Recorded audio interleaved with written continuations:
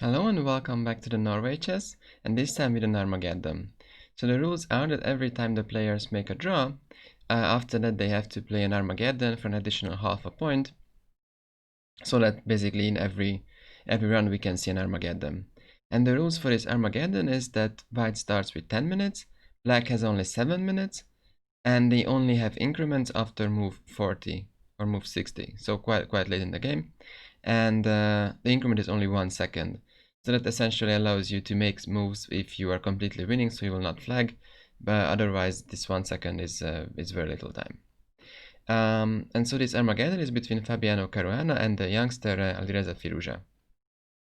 And they always have the same colors as they had for the regular game, so Fabiano is with the white pieces. And they're actually repeating the same opening. So let's get started.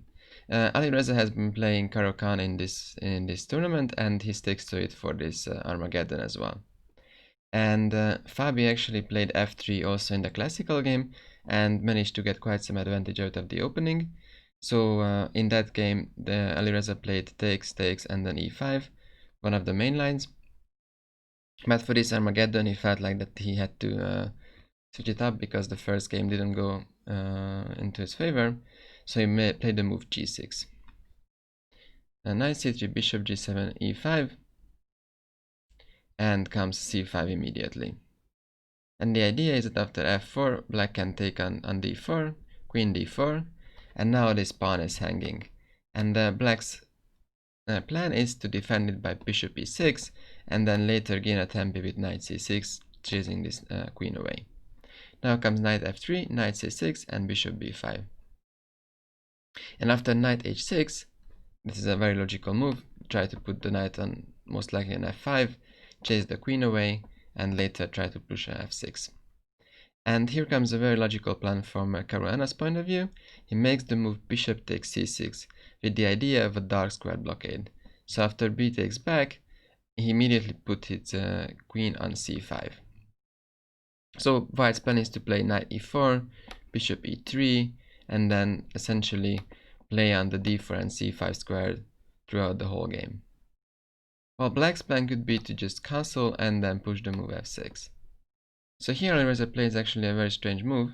He plays bishop d7, which is quite passive, and while this bishop on d7 is just sort of a big pawn that protects the c6 pawn, but otherwise it's very passive.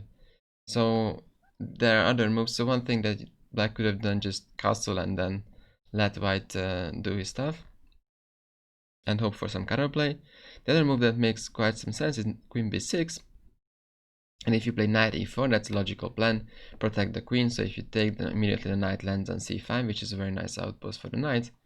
But when knight a4 comes, black could play the move queen e6, controlling the light squares, and well, for the time being, white cannot castle.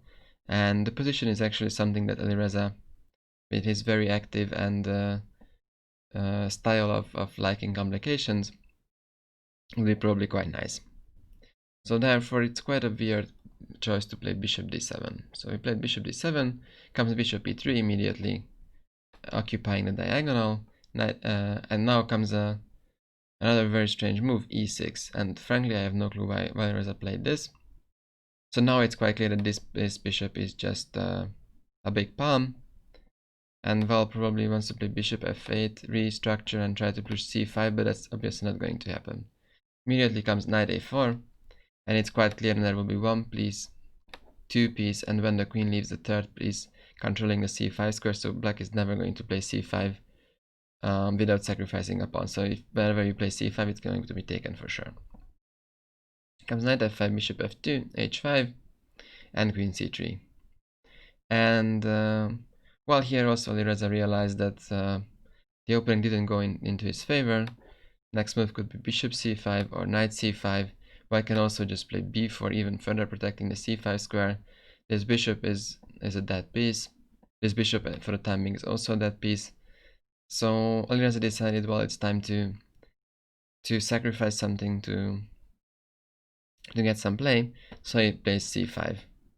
The idea of knight takes c5, and at some point rook c8 could come, and also his bishop can well, try to get at least some active plays. So comes castle, castle, bishop b5 as mentioned, rook e1, queen e7. But here the problem is that bishop looks nice for the time being, but after a4, bishop c6, b4, it is still quite bad. So if again, if we stop for a second here, while white is up simply a pawn, this knight is beautiful. The d4 square is very nicely controlled. While black's only plan could be to play f6 at some point, but for the time being that just very much weakens his own structure. His bishop is half dead, so most likely black will have to play d4 at some point, sacrifice one more pawn, but finally make this bishop felt alive. So, well, this is close to a winning position. And even though Alireza was playing quite fast, he only had like 4 minutes left, and Fabi was also quite quick, so he had at least 6 or 6.5 minutes at this point. So comes rook c8, queen d2, bishop e8, c3, stabilizing everything, h3, bishop f8, and well, Fabi decided, well, I mean, he's completely winning, of course, decided that he actually wants to even checkmate the black king, so he went for king h2 with the plan of playing g4 later. And there is very little black can do about this. So queen c7 trying to restructure a little bit, but g4 comes, hitting the knight, knight g7, rook g1. And here Alireza decided that it's time to sack the second pawn. So c takes b, d4, with the plan that at some point the bishop can go to c6, and maybe one day some sort of counterplay around the light squares and the white king. But this is pretty much just a dream. So comes bishop takes, rook d8, another pin, and now knight e4. This knight arrived on f6, and while the black king can feel its end. Bishop c6, rook c1, no, other nice move, activating this rook, pinning the black bishop. Queen b7, knight f6 check, king h8. And here there are multiple ways to sort of put the finishing touches. One move I personally like is playing knight g5, making some nightmares around the black king, with the idea if you take with the bishop on b4, well, if you want, you can stop the video here and try to figure out how to win with white. So the problem is that there is this knight on f7 which would arrive with checkmate, and this queen is the one that protects both this f7 pawn and the bishop. So we can just take actually this bishop because black cannot take back. Knight f7 is checkmate. So yeah, knight g5 was also possible to finish off the game, but Caruana decided to play the move f5, opening up this diagonal for checkmate. Here Alireza played knight e8 to control the h6 caravan with the bishop, and well, here Fabi felt like, yeah, he can do whatever he wants, so he just sacked this f3 knight. He played f takes g6 with the idea that after bishop f takes, g takes h5, and there is quite a nasty threat in this position. So you could stop the video again here because it's quite nice, to be honest, and find that if white were to move, what would be your continuation. So there's already one rook. These pawns are quite close. There is this knight and there is the queen that's around the black king.